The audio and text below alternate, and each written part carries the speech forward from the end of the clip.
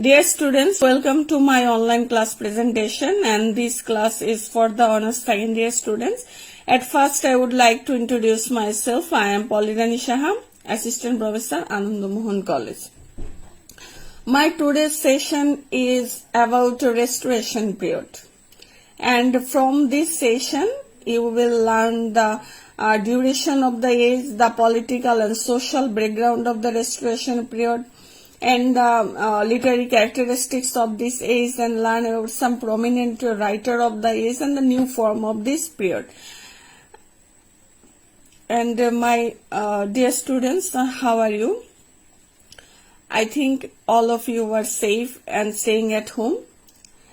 At first, I would like to discuss about the duration of the restoration period. You see the duration time, that is 1660 to 17.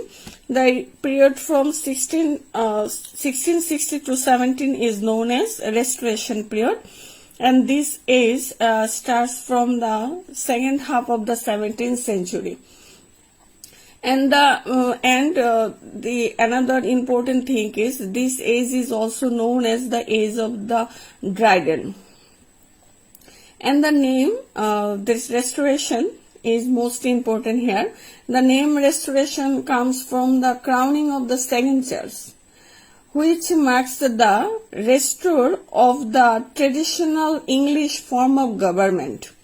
That is, the restore the traditional form of government and following a short period of rule of republican governments, and that is the reason why this age is called restoration, that is restore the traditional form of English government. You know, if you want to know something about any age or the period, you have to know about the social or political background of this age. And the and the restoration period, for the restoration period, the most important background is that is political, English Civil War. And the time, English Civil War duration 1642 to 1651. And English British people, that is British people brutal experience or bloody experience for the English Civil War.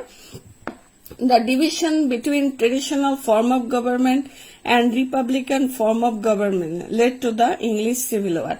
That is the main reason of the English Civil War, that is the traditional form of government or republican form of government. That is the tension between the people of the Britain, and this tension throughout the England led to the English Civil War, and which lasted from the 1642 to 1651.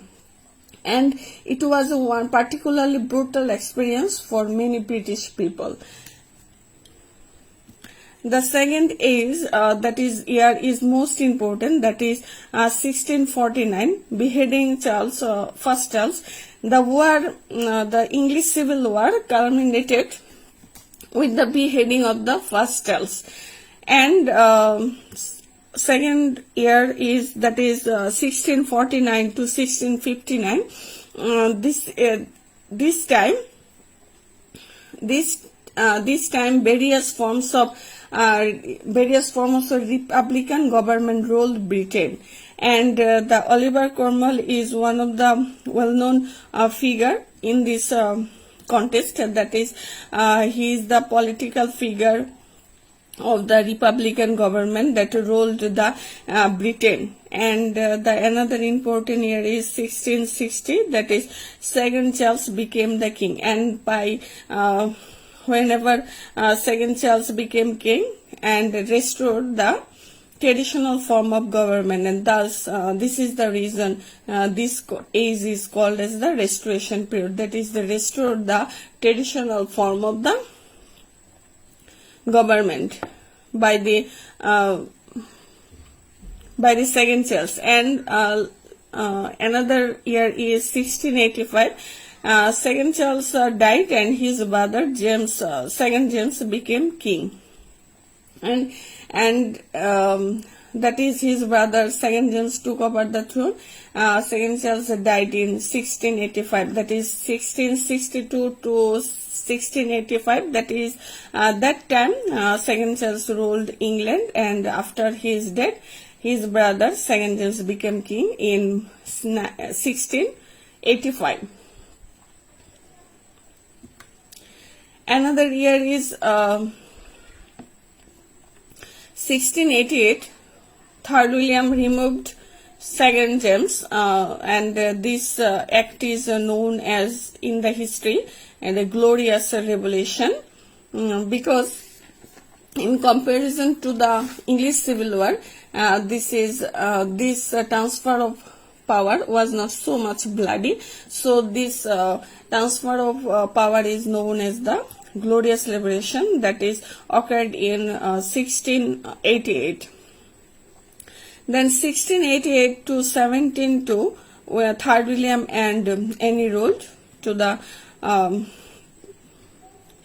Britain, and that's by this age or this year the restoration period can be end. And another important year is 1619, that is Jacobite Rising. That is the one, there was a war named Jacobite Rising. The Catholics of the Ireland fought against William's soldiers by the leadership of second James, but by this act second James cannot win, and ultimately he cannot rule the England. And 1662, the Royal Society was founded, and Sir Isaac Newton was a member of it. And this by the foundation of the Royal Society, the scientific achievement starts beginning. Industrialization began in England in this period starts, and 1695 the press was made free. And because from 1695, before 1695 the press was not made free, because then the traditional form of government ruled the England, and the Bill of Rights was adopted in 1689. That is the political and social background of the restoration period, and I presented it in a very short form from the year. I highlights the year and highlights the significance events, and that is from that event you can understand the political and social background of the restoration period. And now we learn about the literary tendency of this age. The main literary characteristics of this age, that is restoration age. First one is the break from the Elizabethan tradition. That is, the spirit of this period was totally or very much different from the spirit of the Elizabethan period. And the Elizabethan period is the golden period of the English literature. But this period was very much, especially the spirit of this period was very much different from the spirit of the Elizabethan period. Among great figures, only one survived, that is John Milton, and he wrote Paradise Lost and Paradise Regained. And the old spirit, especially Elizabethan spirit, marked with a love for the patriotism, was replaced by the new spirit of realism and search for fact. That is, the spirit of the Elizabethan period, that is marked by the patriotism, was replaced by the new spirit, that is realism and the search for the fact. That is the new spirit of restoration period. And the second one is imitation of the ancient. The authors of the time, especially to the great classical writers, they turn in particular to the Latin writers for guidance and inspiration of this age literary literary work. For the literary work, they go to the Latin writers, especially great classical writers, for guidance and inspiration. And because they break from the Elizabethan tradition, they want to imitate from the great classical writers. Third one is imitation of the France, and because Second Charles came from the France, so the literature of this period was deeply influenced by the French models. The famous from France writers of the period who influenced English literature was Pascal, Malherbe, but they wants to imitate from the French literature, in spite of they imitate from the Latin literature. This is the another important characteristics of this age, especially literary characteristics of this age. And the another important thing is realism. This is the new spirit of this age.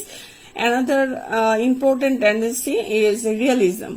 They want to paint the realistic pictures of a corrupt court and society. They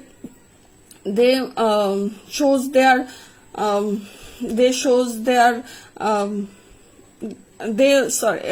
want to paint a realistic picture. They never wants to show something imaginative work. They wants to real picture of our society, and that is the things that they showed. Name is realism. Another important thing is that is the realism. And the last one is most important, that is directness and simplicity of expression.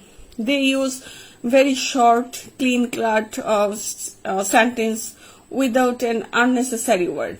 They use a close, naked, as near to mathematical plainness as they can. That is the literary characteristics of this. That is, first one is they wants to break from the Elizabethan spirit. Second one is they wants to imitate from the classical period or the classical writers. They wants to imitate from the French literature, and that the spirit or the characteristics of this is realism, and their writings is like as a mathematical term, or they use the clear cut sentence, that is the directness and simplicity of expression. That is the literary characteristics of this age.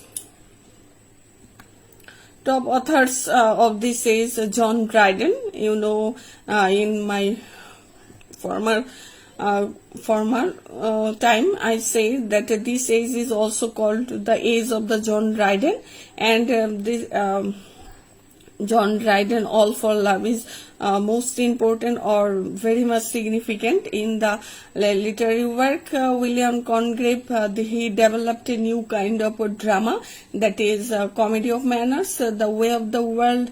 John Milton, Paradise Lost, and William Shelley, The Country Wife and The Pilgrim's Progress. That was the prominent writers, prominent writing. And in this period, there are two new forms we see.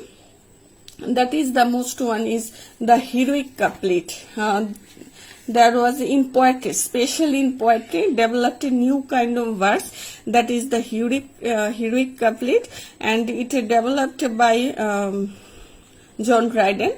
And heroic couplet consisted of 2 lines of rhyming pentameters and sentence loaded with Latin quotation and classical allusion.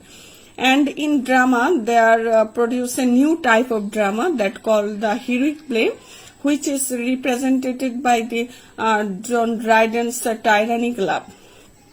Another form is the comedy of manners. Comedy of manners represent the social life, social manners, adulterous relationship between men and women, love and marriage of the upper class people of that time in order to ridicule. And in that form, the William Congreve, here the most important is William Congreve's